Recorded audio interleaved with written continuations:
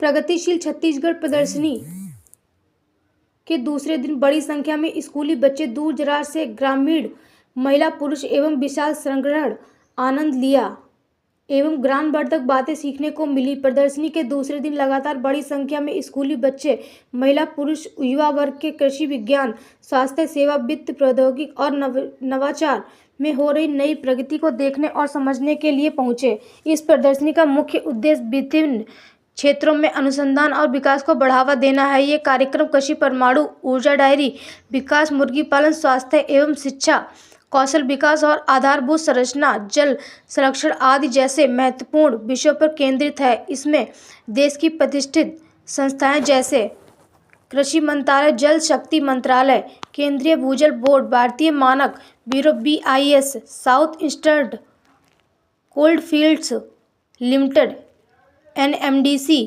खादी और प्रोमोद्योग आयोग KVIC की टी बोर्ड, भारत लघु उद्योग विकास बैंक SIDBI, महिला एवं बाल विकास विभाग, भारत अंतर्देशीय जलमार्ग प्राधिकरण, भारतीय भूवैज्ञानिक सर्वेक्षण, भारतीय खदान ब्यूरो ECGC लिमिटेड, भारतीय चिकित्सा अनुसंधान परिषद ICMR, पौधों की किस्मों और किसान अधिकार संरक्षण प्राधिकरण PBBFRA, भारतीय कृषि अनुसंधान परिषद, तमिलनाडु सरकार औद्योगिक विभाग, भारतीय जनजातीय सहकारी विपणन विकास संगठन TRIFFD, राष्ट्रीय खनिज विकास निगम, केंद्रीय यूनानी अनुसंधान परिषद CCRUM, परमाणु ऊर्जा विभाग, केंद्रीय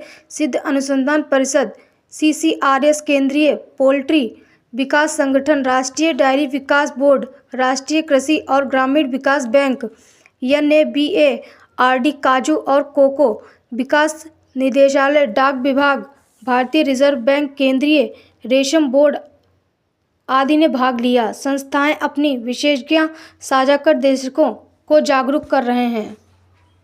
परमाणु ऊर्जा विभाग से हैं और हमारा संस्थान नाभिकीय ऊर्जा के शांतिप्रिय प्रयोगों पे काम करता है। उस दिशा में हम नाभिकीय ऊर्जा से इलेक्ट्रिसिटी प्रोड्यूस करना, वो एक सबसे बड़ा मैंडेट होता है।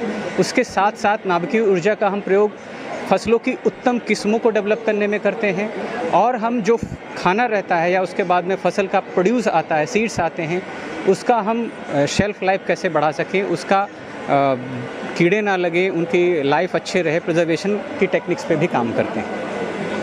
किस प्रकार से आमों के द्वारा बीज के संबंध में और फसल कैसे उगाएं, क्या करें?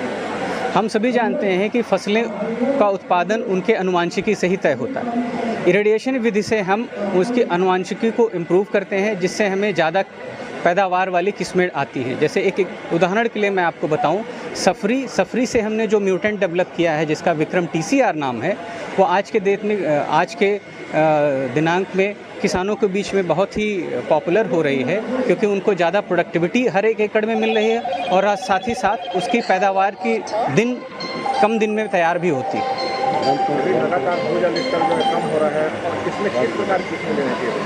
तो इसमें हम लोग जो वाटर एफिशिएंट जिसको बोलते हैं कि कम पानी में ज़्यादा प्रोडक्शन वाली क्रॉप्स पर भी हम लोगों ने डेवलप किया है। इसमें दलहन जैसे जब हम किसान भाई लोग चावल का हार्वेस्ट कर लेते हैं तो जो खेत में नमी रहती है, उस नमी में 55 से 60 दिनों के अंदर वो मूंग बीन और उड़द बीन की खेती कर सकते हैं और उसके लिए उनको अतिरिक्त सिंचाई भी नहीं करनी पड़ेगी। ऐसी हमने बहुत ही पॉपुलर वैरायटीज़ मूंग बीन और उड़द बीन में डेवलप किया, हमारे संस्थान ने डेवलप किया हुआ है। उसका क्वालिटी कैसा है और भूजल को कैसे हम लोग संरक्षण और उपयुक्त मैनेजमेंट करेंगे, उसके बारे में हम लोग पूरा छत्तीसगढ़ राज्य में मॉनिटर करते हैं। और हमारा मेन और एक ब्रांच भी है केंद्रीय भूजल प्राधिकरण, उसके अंडर हमारे जितने भी आपके इंडस्ट्रीज आते हैं, माइंस आते हैं, इंफ्रास्ट्रक्चर्स आते हैं, उनको compulsory central ground water board यानी केंद्रीय भूमि जल प्राधिकरण से अनापत्ति प्रमाण पत्र लेना है। ताकि हमारा जो भूजल की मात्रा वो लोग एक्सट्रैक्ट कर रहे हैं वो मात्रा ज़्यादा ना हो, वो एक मैनेजमेंट लेवल में वो रहे। और हमारा इसके साथ हम क्या करते हैं, साल में 4 बार हमारे करीब 2000 वेल्स है, कुआं और हैंडपंप और पीजोमीटर्स है, जिसका हम लोग वाटर लेवल स्तर की मापना करते हैं। और उसके साथ साथ हम लोग साल में एक बार मई के महीने में वही उसका क्वालिटी का भी सैंपल करके उसका क्वालिटी का भी एनालिसिस करते हैं।